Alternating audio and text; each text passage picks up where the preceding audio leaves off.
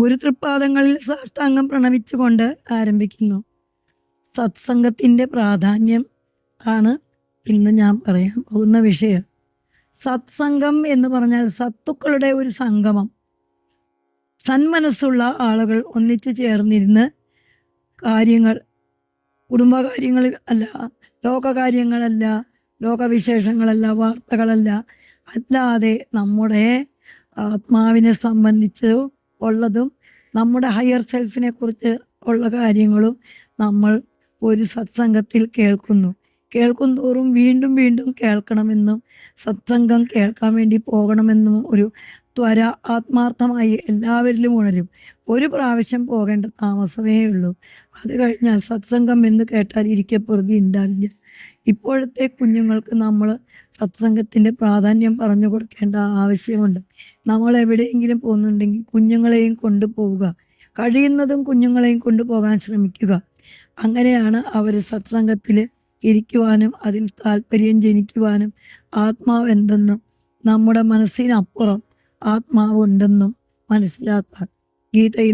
ഭഗവത്ഗീതയിൽ ശ്രീകൃഷ്ണനാണ് ആത്മാവ്. അദ്ദേഹത്തിൻ്റെ കയ്യിലിരിക്കുന്ന ആ ചമ്മട്ടിയാണ് നമ്മുടെ മനസ്സ്. ആ മനസ്സിനെ 5 കുതിരകളെ പൂട്ടിയ ആ തേരാണ് നമ്മുടെ പഞ്ചേന്ദ്രിയങ്ങൾ. ആ പഞ്ചേന്ദ്രിയങ്ങളെ മനസ്സുകൊണ്ട് കീഴടക്കി വെച്ചിരിക്കുന്ന അത് നമ്മുടെ ആത്മാവാണ്. അപ്പോൾ ആത്മാവിനെ കുറിച്ച് കൂടുതൽ അറിയുന്നതിന് വേണ്ടി ഒരു സത്സംഗം കേൾക്കുമ്പോൾ അതിലൊരു വാക്ക് മതി. അതിൽ പിടിച്ച് നമ്മൾ വീട്ടിൽ ചെന്ന് കൂടുതൽ അതിനെക്കുറിച്ച് അന്വേഷിക്കുകയും അതിനെക്കുറിച്ച് പഠിക്കുകയും വേണമെങ്കിൽ ഒരു ചാപ്റ്റർ തന്നെ അതിനെക്കുറിച്ച് പഠിക്കുകയും ചെയ്യുമെന്നുള്ളത് സത്യമാണ്. അപ്പോൾ സത്സംഗം വളരെ നല്ല ഒരു കാര്യമാണ്. കുട്ടികളെല്ലാവരും മുതിർന്നവരും അറിഞ്ഞിരിക്കേണ്ട കാര്യമാണ്.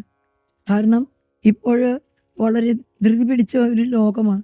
രാവിലെ എഴുന്നേറ്റ് കുളിക്കുക, ഭക്ഷണം കഴിക്കുക, ജോലിക്ക് പോവുക, വൈകുന്നേരം സൊറ പറയുക, TV കാണുക, കിടന്നുറങ്ങുക. ഇതാണിപ്പോൾ ജനങ്ങൾ ചെയ്തു വരുന്നത്. ഈ പരിപാടി മാറ്റി സത്സംഗം കേൾക്കുവാൻ വേണ്ടി പോകേണ്ടത് അത്യാവശ്യമുണ്ട്.